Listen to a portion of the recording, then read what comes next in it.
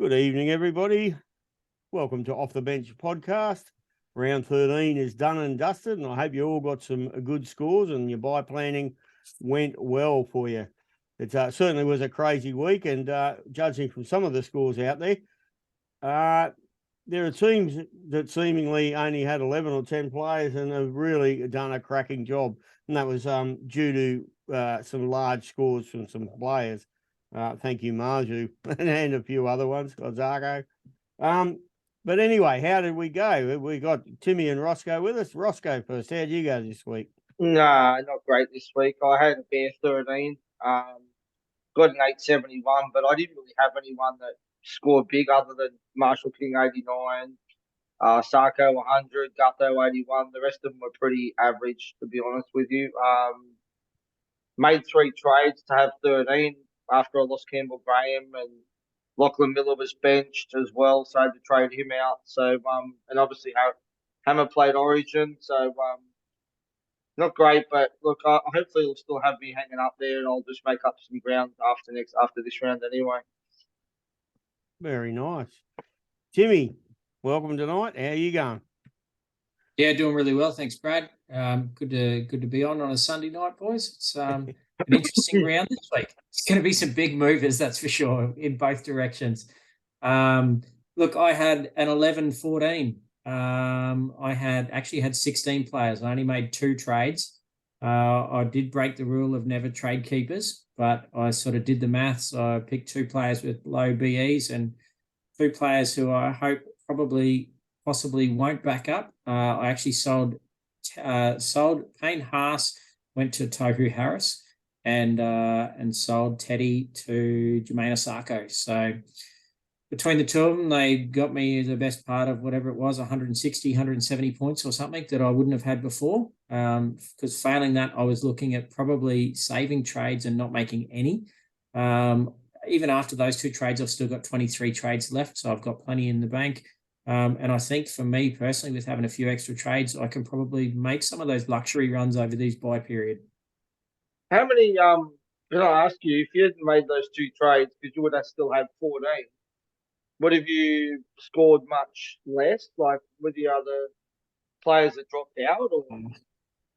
Yeah, look, when you take into account especially the 100 that Osako got, I mean, my 3 players that I dropped, three players that I dropped were Jack Bird's 48, Izzy Katoa's 31, and Matt Tomoko's 28. Oh, so well, definitely. I mean, there's 100 points between those 3 players. Yeah.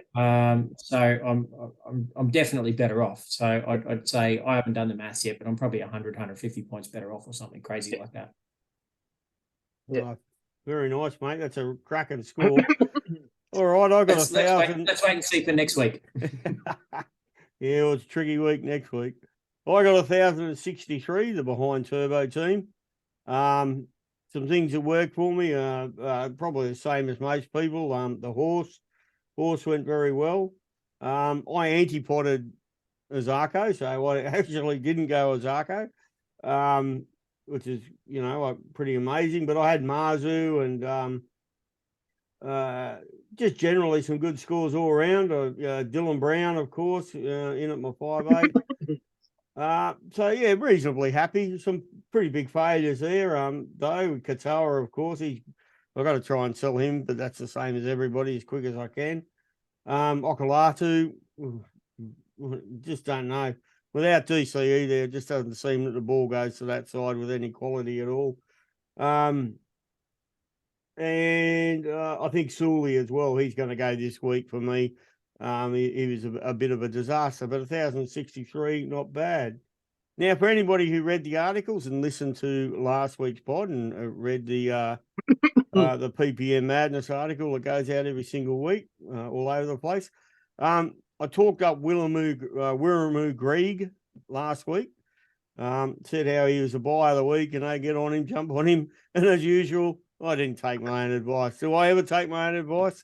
No, no, I'm notorious for it. What did you get? 81 points. Yeah. Holy Christ. 300,000 and gets 81 points. So I really do hope that somebody read the articles and actually jumped on, because it really was a smart move. All right. So, Hey, just before we go on, sorry boys. yep. Just shout out to a couple of guys. To Dave, Dave London, Certified Weapons, put out a monster score of 11.79 this week. And also to Guy, who also got a 999 as well. So shout out to those guys. Guy's now taken the overall lead in total points between the five of us. He's just got to the lead. So, but it's only about 150 points between first and fifth in this one. So she's tight. Yeah. You like it like that? Oh, who doesn't like it like that? Wouldn't want it any other way, Brad. It's terrible. I couldn't help it. Sorry. I just need to keep by planning well to manage to get my way back in front of all you boys, which was where I was 3 weeks ago. Brad, can you get your little guitar out and play us a song or what? Oh, You want to give us something? You want to give us something? Anything? Big shout out to Ado. I'm not going to take your job, mate. It's okay. I'm not going to start singing. We'll leave that to Ado. Oh, Jesus. All right, now I'm of course in the off the bench seated number one group, and in my lot, I think the leader is still Nightmares Kyle. Yeah, Kyle, he's on 15,300. So congratulations, Kyle. You're doing very well. How you? Yeah, so I've got Michael from Beans Mean Times. I love that name. That's fucking classic. I think he got a 953, so he's on 15328 overall. I know he's right up there in like the top 200. So congratulations, Michael, going well. You know, the couple of big scores there. Kim with 1,078 as well. Brandon with 1,087. So some cracking scores there, guys. Well done. All right, very, very good. All right, so that brings us to round 14 coming. Oh, excuse me. Hang on. In off the bench, Timmy. in Timmy O's off the bench. Outright leader is Dan from Supercoach Tragics. He's doing really well. So he's the coach of Budonkadonk. He's on 20 points. He's just in front of me. I'm on 18, and Graham, who's the coach of Spongeworthy. Then Evergreen Terrors, Ben at 16, and Darren Red Rover also with 16. So pretty tight for the top 5 in our league. What's Dan on overall total points? Total points as of no, hold on. Give me about 60 seconds, and I'll tell you what he's on. Because I know he's right up there too. Yep, I had him up on the screen just before I went to individual league. He's I think now he's about 150 points in front of me. Bear with me.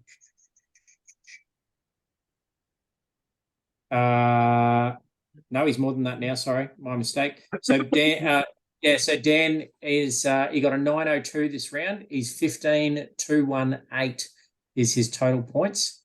So yeah, 15,218 points. So yeah, he's doing really well. Nice work, Dano. Yeah, a big shout out to Dan. He's always been a good supporter of ours, and he does some great work over there on Tragic. So good work, Dan. Keep up the good scoring. Good shit.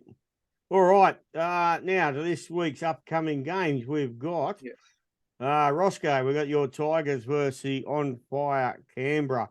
And before we jump into that game, a big shout out to CHN. Good to see that he was okay today. That was pretty scary scenes for all those people who were watching it. And it was really good to see him jump on Instagram today and give a big shout out and tell everyone that he was well, and he's looking forward to a fast recovery.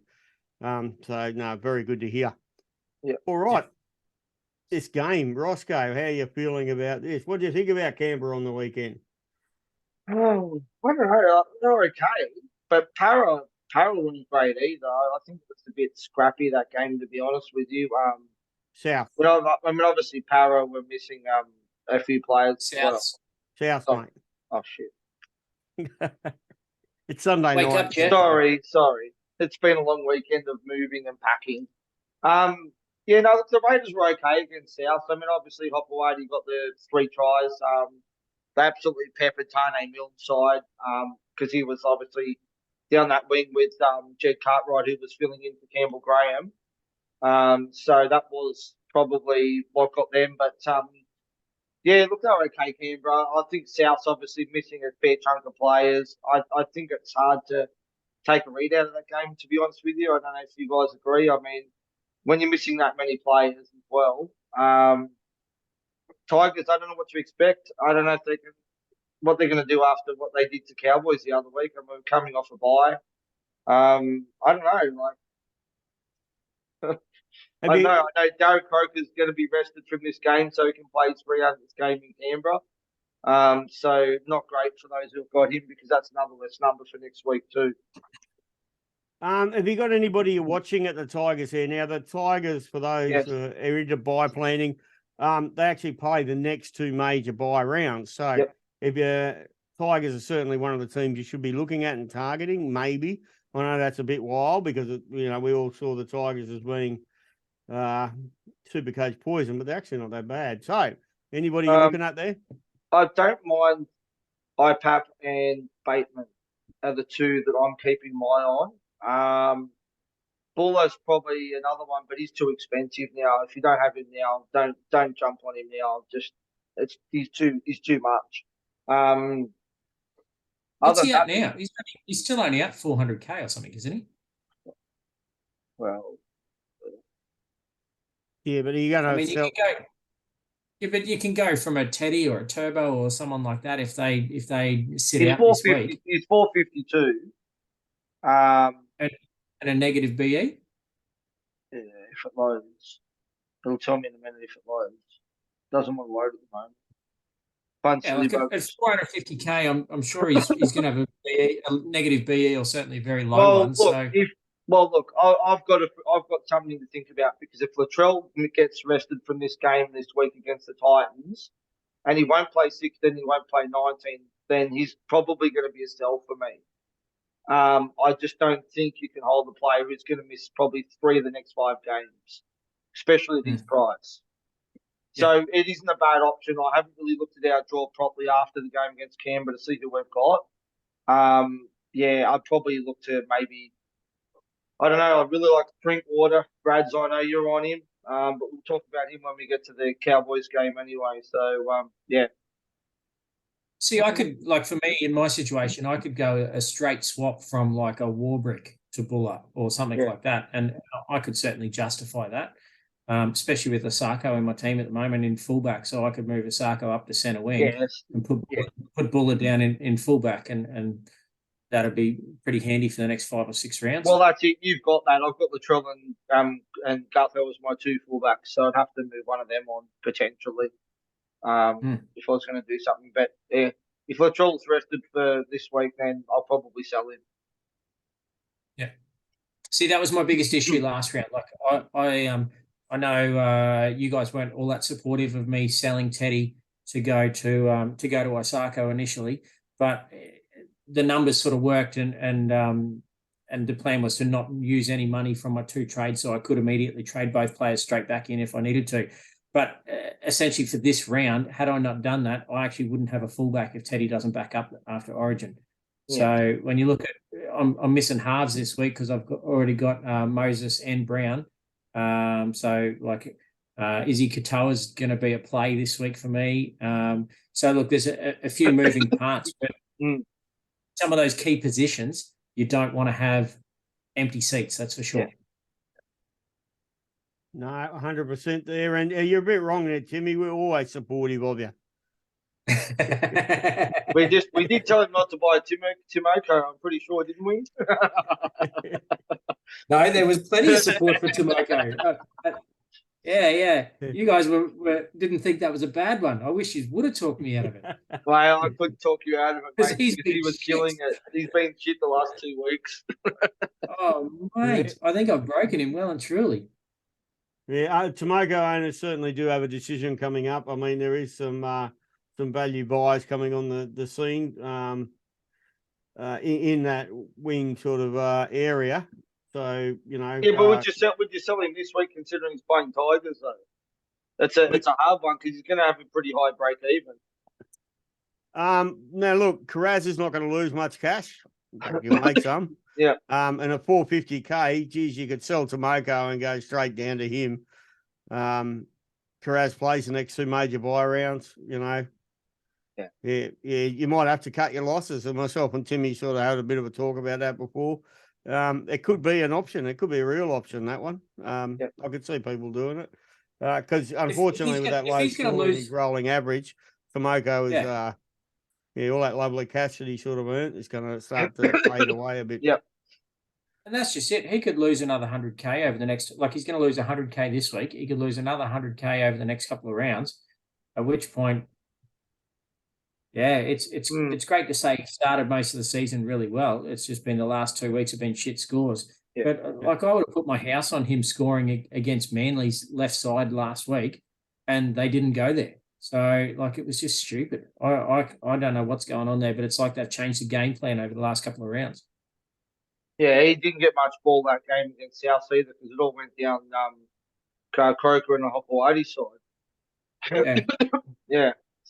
All right, the next game is the Warriors versus the Finns. Now, I did watch the Warriors game. I've had to watch most of the games this weekend, but if you had Watenli Zelniak, DWZ, my mother was a lesbian or something. I don't know, whatever his name is.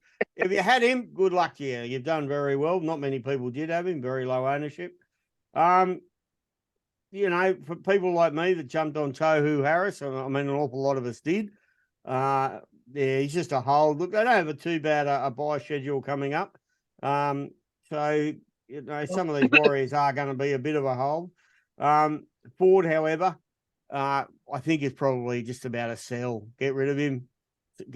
Cash your money in. I mean, we did bring him in very cheap at the beginning of the year, so you got about 250k there to cash in. So I sold him about 3 weeks ago, and I don't regret it because I sold him when he didn't play that game because of his concussion before their bye. Yeah. But shout out to those who held CNK too, because he pumped out a 98 or something as well. So shout out to those that held him as well because he looked really good in that game yesterday too. Very involved. Indeed. Of course, Quick question, boys. If you haven't got AFB, is he now just a player that you've just got to have, regardless for what it's going to cost? Oh, geez. I mean, 7-7 with a low break. Yeah, but he didn't score a try this week and still banged out 80 points. So yeah, I think there was about 50 of that was in tackles or something. I think too. And that's a hard part. If he adds a try and a line break to that, he's sitting on 100, 110, 120, and Lord knows how many tackle busts and whatever else. So, is he? Sorry, go on. Is he the usual Payne Haas type thing? Obviously, he's gonna play. He'll have buys over the next 6 weeks, but he's going to play for the next 6 weeks, barring injury or anything crazy. Is he the guy that you just get, and then you can either hold him till the end, switch him to Haas after Origin? Yeah, so they've already had one buy, and they've got the next buy round 16. So his potentially only lose one more game. I mean, I didn't jump on him because I heard all this stuff about Mitch Barnett coming back, and there's been nothing on the radar. Thinking he might just start getting reduced minutes, but he played 68 minutes yesterday, and he just keeps pumping out the scores. And he's scoring tries for fun. I wish I'd have jumped on him. I regret not getting him. I really do. So he had a BE of 54 or 56 or something, and he hit knocked out a 76. So yeah, so go up to about 780. Still, expensive, eh? How are you going to get to him? That's the problem. You know what I mean? Absolutely. You'd have to nearly trade out one of your guns like a Fafita or a Half or someone expensive to get him in. This is the problem. Now their opponents are the Dolphins. Osako, obviously 100. JMK, those that jumped on, which there's an awful lot of you. 89, he certainly rewarded everybody. Milford, 81. Where'd that come from? Wow, yeah, good on you. Those at Lemu, 62. He's going to be a consideration for some people because we've got some buys coming up for the pins. Do you hold or do you sell? He certainly is a hold for next week, but yeah, you're going to have some thinking going on there because keeps pumping out 60. Yeah, that's okay score, but yeah, do you cash that cash in and go elsewhere or not? Ray Stone, for anyone who took the tip, 54. So he certainly is doing unfortunately a slow cash increase, but he'll keep increasing in cash over the next few weeks. Yeah, Timmy? I've got Lemuelu, and he's a player for me. But it's like if I sell Matt Tomoko, I'd probably bring Lemuelu back down to my centre wing. That's where I had him earlier on, and then at which point I'd look at strengthening my second row forwards. I think that would be my plan at the moment. I've got Jack Bird as well, so the plus of having the two of them is being able to flick them back and forwards between the two positions over this bye period, which is pretty crucial. So yeah, I think any of those guys that have got dual position can be worth their weight in gold over the next 6 weeks. So yeah, well, for me, I think you've got a few there like Peachy, Jack Bird. There's a few of them that got those good dual positions too. Yeah, absolutely, and they're going to be pretty handy if you can make it all work really well. Yeah, well, just on the Dolphins, I've got Hammer. He's going to have to be a sell now too, considering he's not got the bye this week, and then he'll be up for Origin, so he'll be a sell for me this week. I'd wait and see. I don't know. Like, I'd wait till after Wednesday, obviously, but I'll be waiting until the Origin 2 teams are named before I decide whether or not to sell him because he was scoring pretty well. So he's not necessarily someone that would be high on my chopping block list. But if things don't go to plan during Origin 1, then it wouldn't surprise me if Gags goes back into the Queensland team, and I think he would be the first one to drop the hammer, I'd imagine. Do you reckon though that he does come back in though? Do you think that Gagai is the one that comes back in, or do you think that he's done now? Like, no, I think he's not getting any young. He's not getting any younger. Like, do they give someone else a go? Like, that's on the fringe there. Yeah, I don't know. I don't know. There's a lot of people that were a bit cranky between him and Kurt Capewell that didn't make the squad, and that maybe they deserved their spots over a few others that did. So I don't know. I don't have an issue. It wouldn't surprise me if those two guys find a way back in after game 1. I don't have an issue with Capewell. He hasn't really been playing great footy this year, but Gagai, on the other hand, has been playing reasonable football. He's probably been one of Newcastle's best this year. You know, he's especially Supercoach wise. I mean, I don't pick the team off that, but he's been brilliant this year. He really has. So, yeah. Oh, yeah, I love it. Queenslanders stabbing each other in the back just round Origin time. Go the Blues. You keep stabbing yourselves in the back, Queensland. It's okay. All right. I obviously wore the wrong flanny tonight. That's it. Our next game's an interesting one. Titans versus the Rabbits. Titans might be hoping to have Tino and Fafita back. They're the two major outs for the Titans, and two very big ones for the forward pack. And versus the Rabbits, Titans are at home. If you had Tass this week for his 119, if you're one of the 0.0001% of people that do have him, congratulations, you did well. Actually, I do want to shout out to another member of the Tragics, and that's Glenn, who runs the page with them, because Glenn did tip off Tass on the pod. I did watch it. He did say he was an option, so yeah, I don't think it doesn't sound like too many jumped on that and took the advice.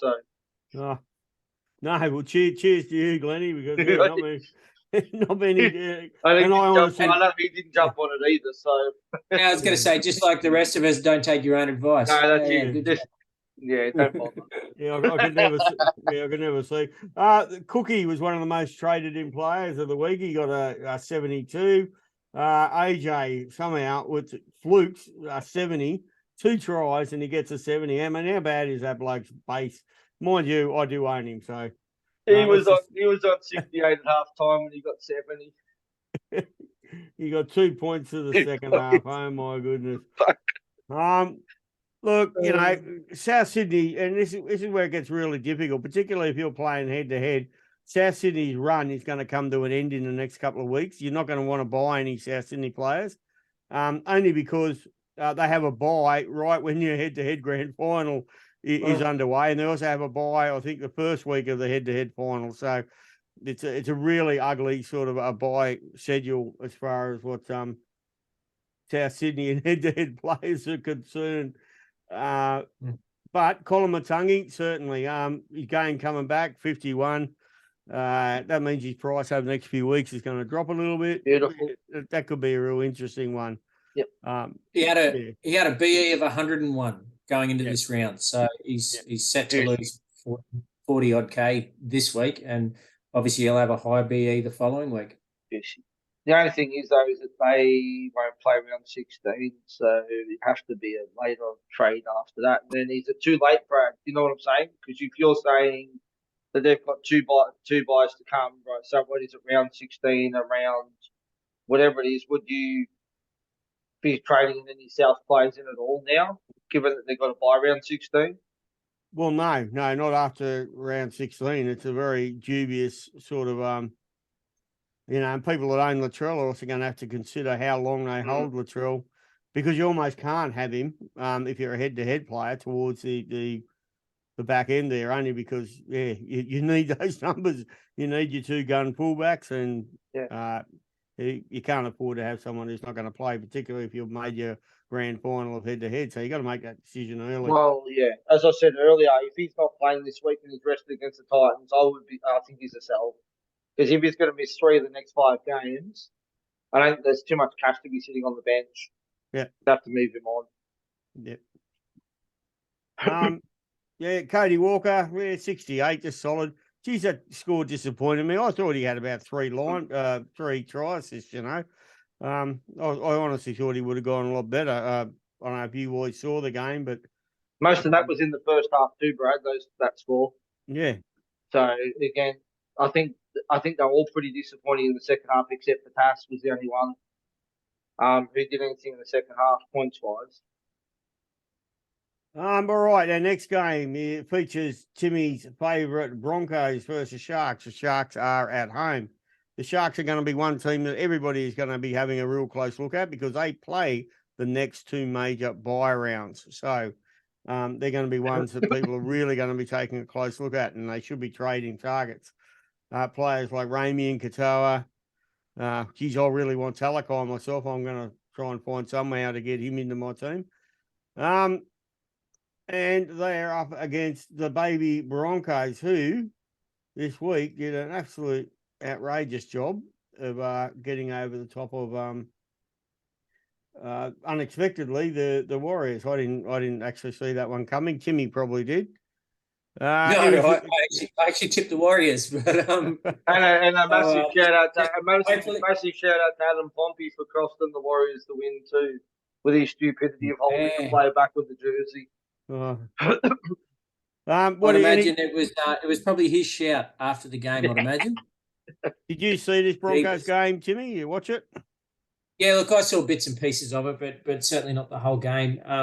The young guys played really well. Dean Mariner has he's certainly been on the scene for a while and waiting to get his first real crack at it. And look, he's been solid. He played really well the other night and did a great job for us. He is the future. Where he's going to fit, Lord only knows.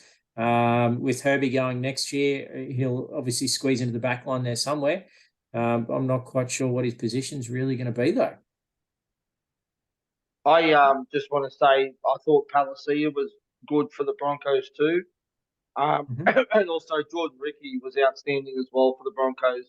He stepped up with obviously Pass and all those big names missing, that I really thought he had a massive game for them as well. Even guys like Corey Jensen had a really solid game. Corey normally starts or does a short stint or comes off the bench late on in the second half. Just depends on what the game plan is. But no, Corey seemed to play really well last weekend or this weekend, I should say. And yeah, he was good to watch.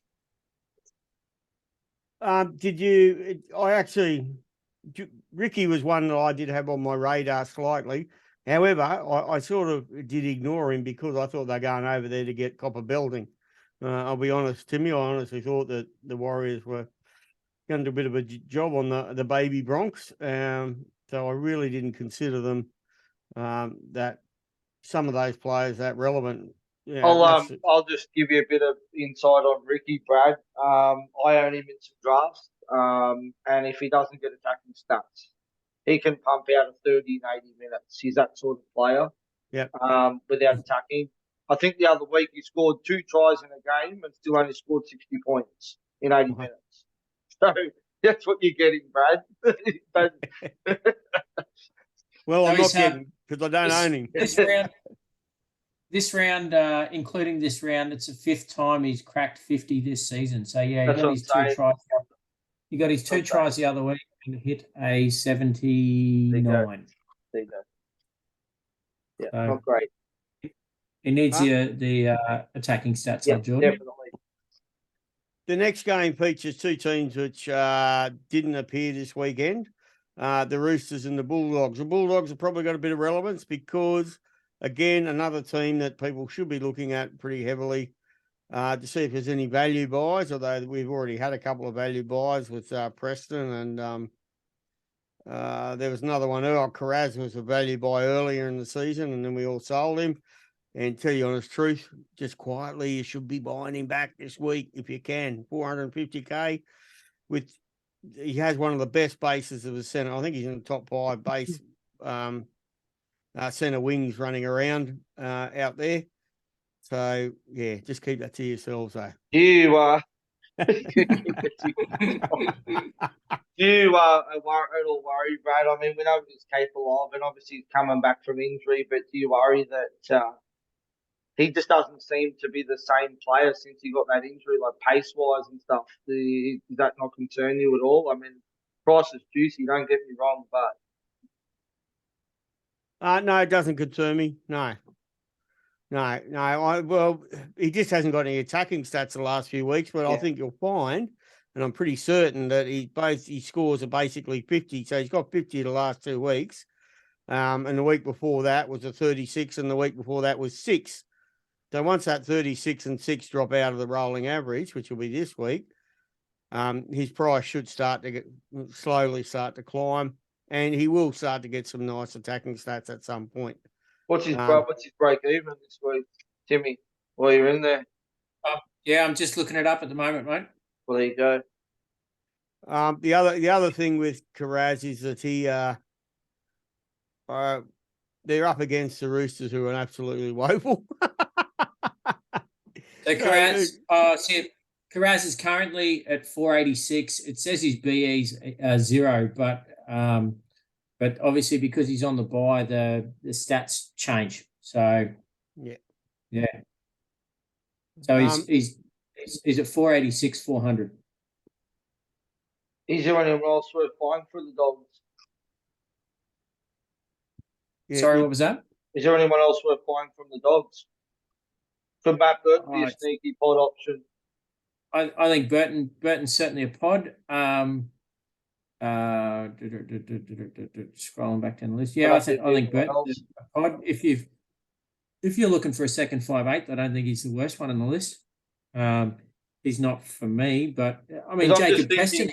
Because I'm just thinking, like, if the Souths have got a tough draw coming up, and you got probably everyone's going to hold on to Dylan Brown.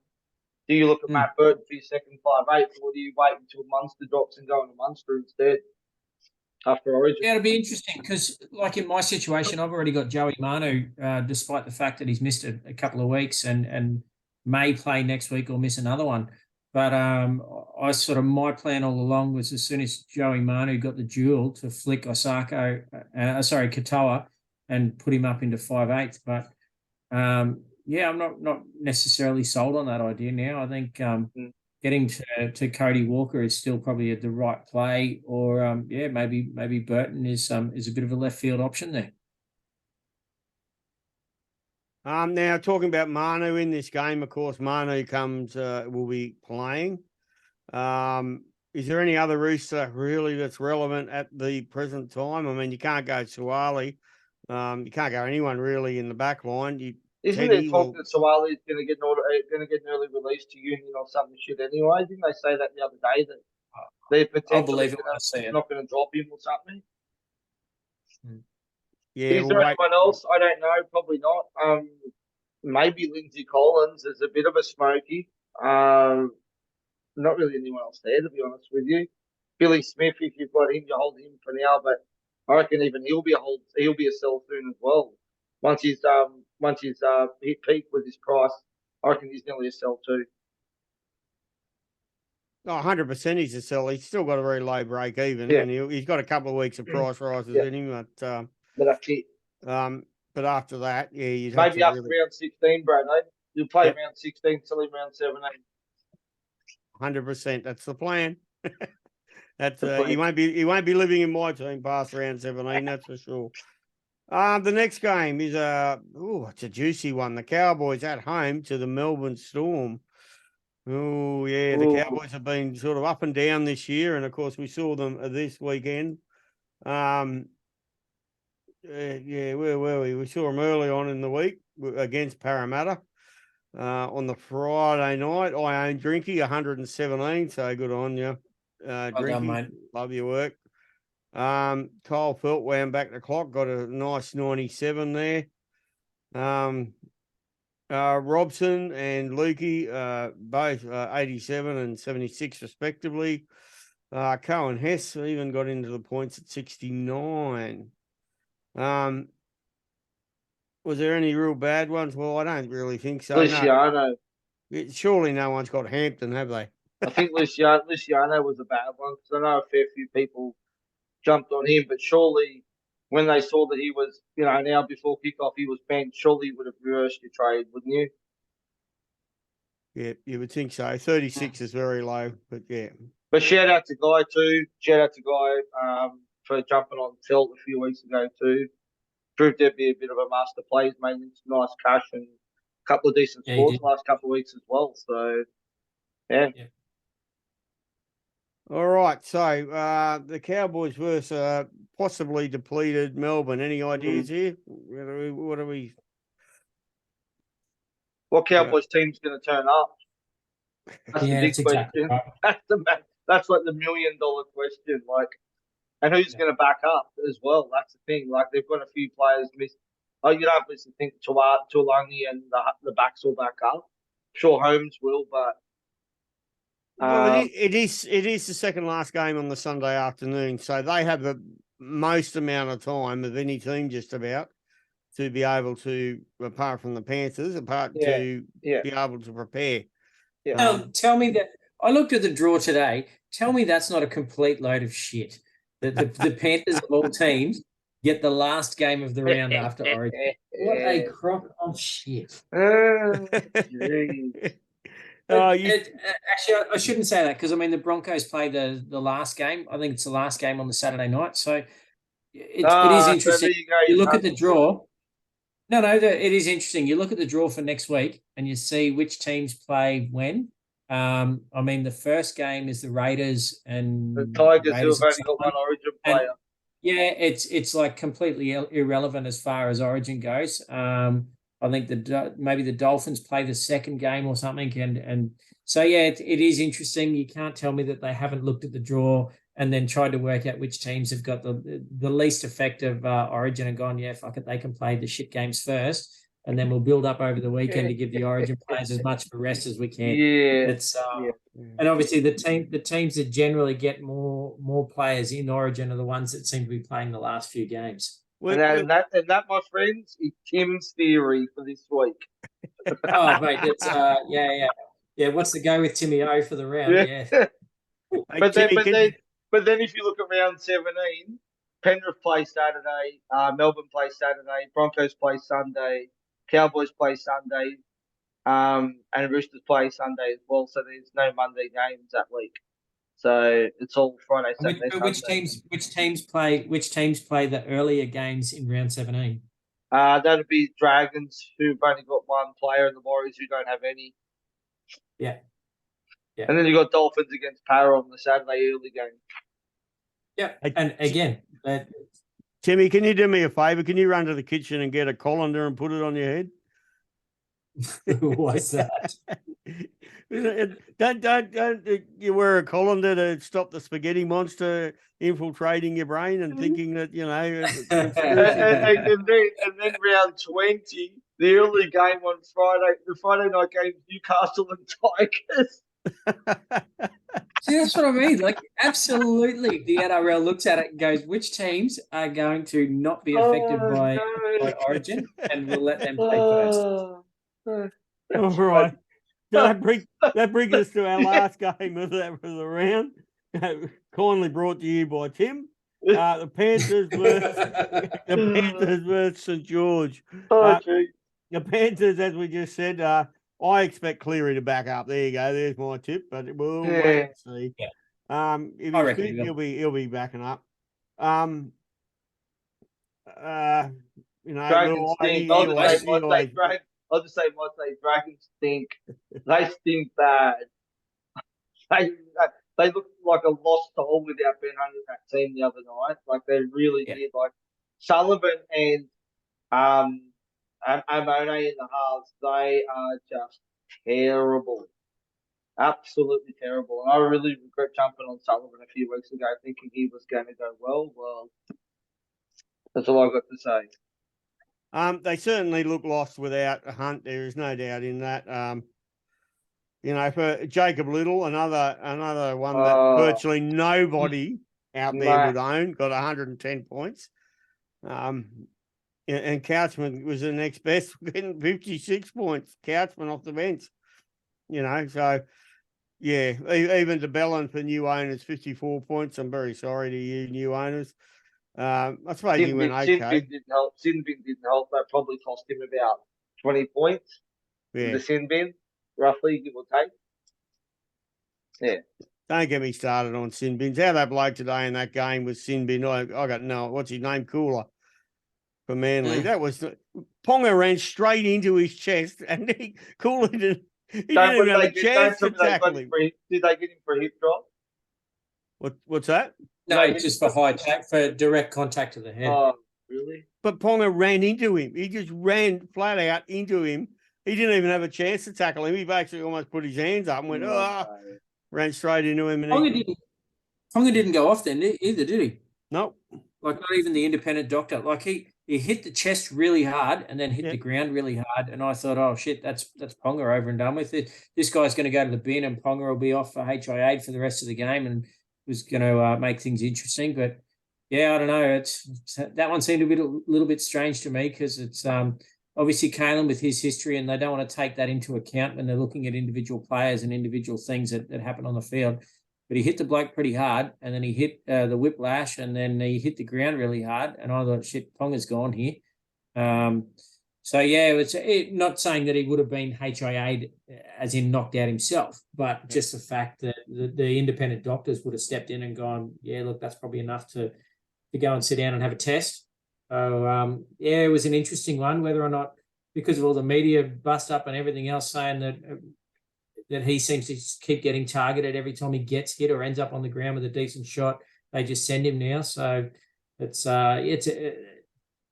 I'd be interested to hear what other people think of what actually happened anyway. Well, I can say that I was listening to the game on the radio and they were saying he's going to go and he's got to go off, and he never did.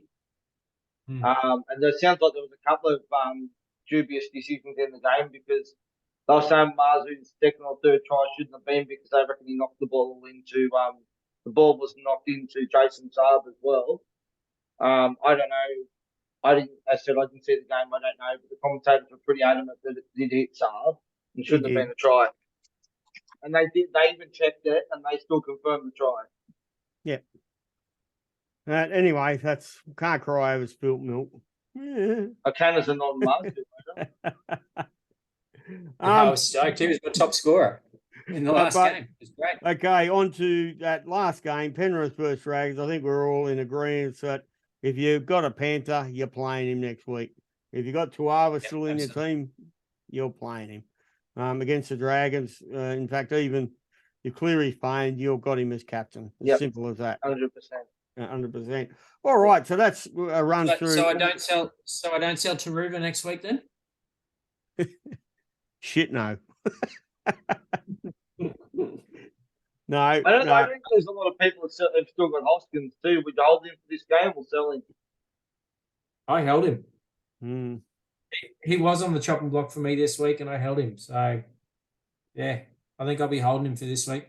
Mind you, I think he's probably marking up on Jack Bird. Isn't he starting to lose money now? Yeah, Okay. he will be after.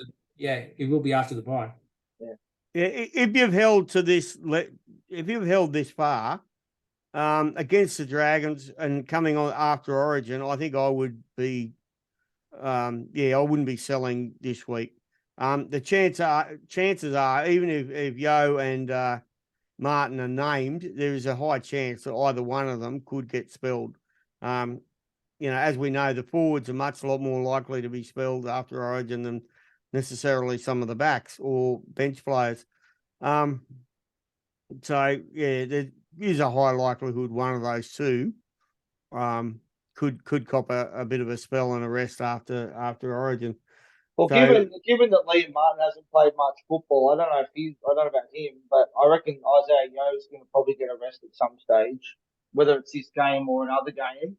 yeah. I mean, given they're playing Dragons, this is probably the game to do it with the depth that they've got in their team. This is probably when the they game get 30 in front. to be honest with you. No, I mean, don't play him at all. Like, this is the perfect game to rest him. Give him a game off. And unfortunately, being the Sunday game, although they might get named because of the extended benches and that, we might not know who is going to get rested, etc., until an hour before the game.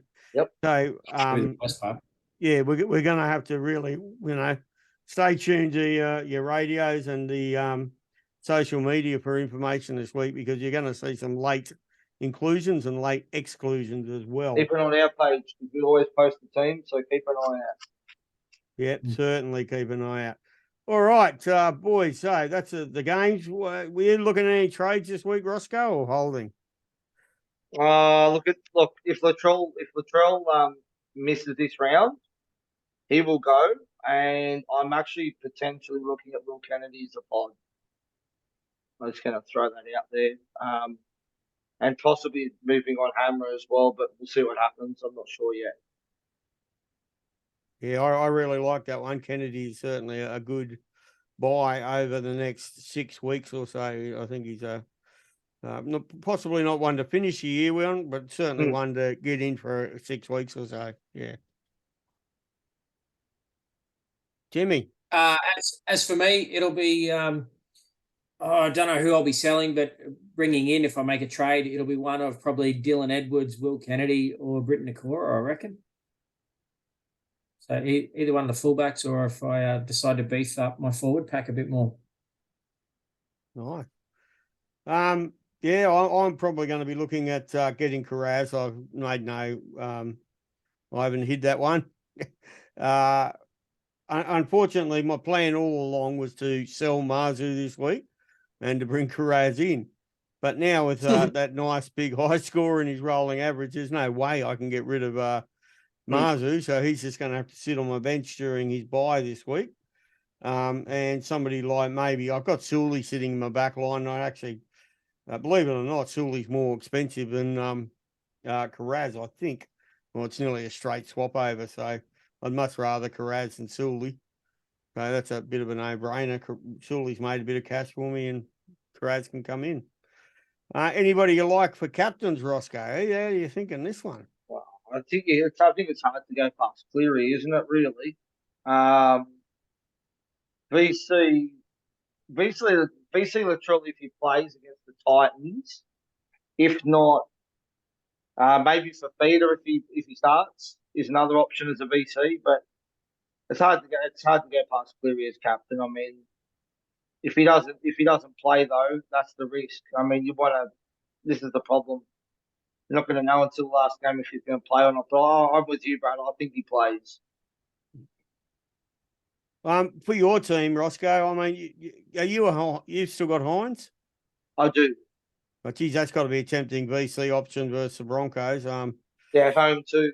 Yeah. Yeah, at home, or Talakai is a nice VC option. That could be a really hot VC as well. I don't have Tyler anymore. I sold him. Remember when he got ruled out the other week? So I sold him. Oh, you really? sold him. Yeah, Oh, there we I go. sold him, which I'm glad I did because he would have been sitting on my bench for 2 games doing nothing. So Yep.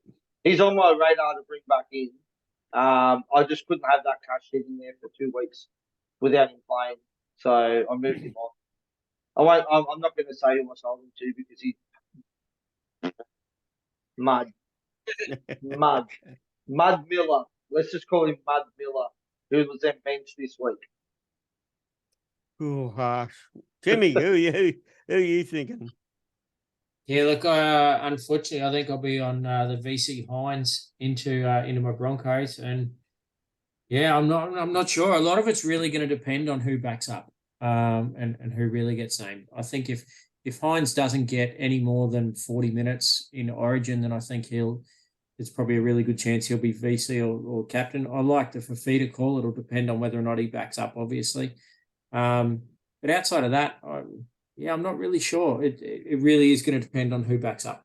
The problem is if you VC Hines, you can't see Cleary. This is the problem. You know what I mean? Well, I don't have Cleary, so that's not an issue. Yeah, I know it's not a problem. I've still got Moses. I got Moses and Hines. Yeah. No, Could Osako be a sneaky or a Dan K be a sneaky VC against the Warriors? I reckon 100%. it could be too. Maybe Osako against the Warriors is a sneaky VC. Yeah, not a bad one. Yeah, as we discussed, a lot of these high scores come from some pretty wild and weird and wonderful players that if you just happen to VC one of them and catch it, well, good luck to you. If you happen to VC Chas this week, for instance, how good would that be? But it takes an awful lot of a big set of gonads to sort of do that, to do that sort of a move. I like the VC of Hines, but also, and it's a pretty crazy one, but I don't mind VCing Drinky versus Melbourne up there at home, and then rolling that into Cleary.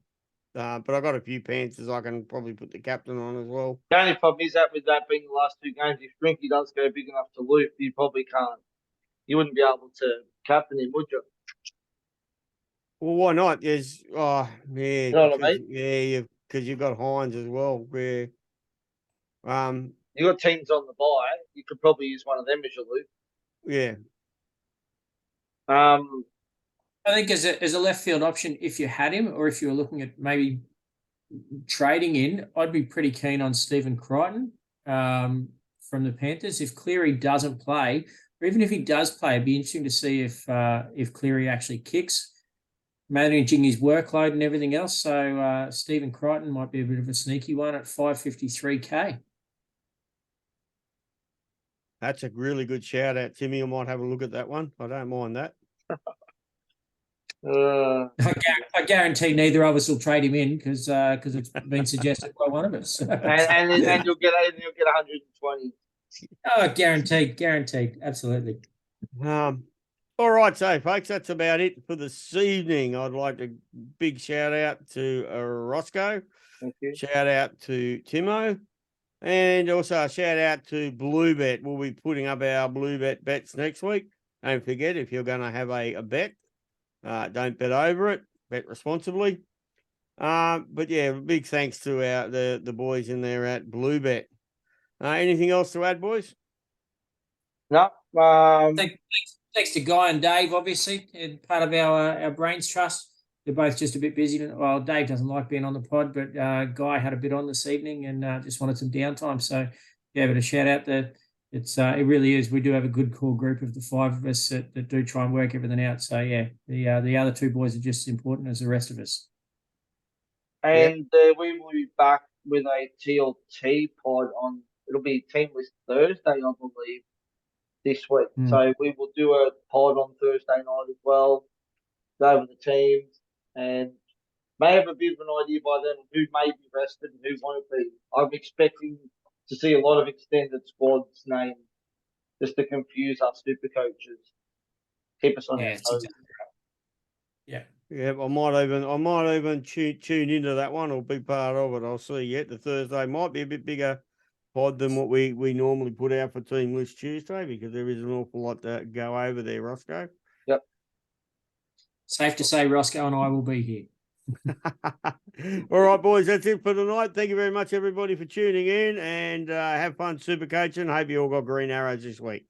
See Good ya. luck, everyone. See ya. Stay safe and be good.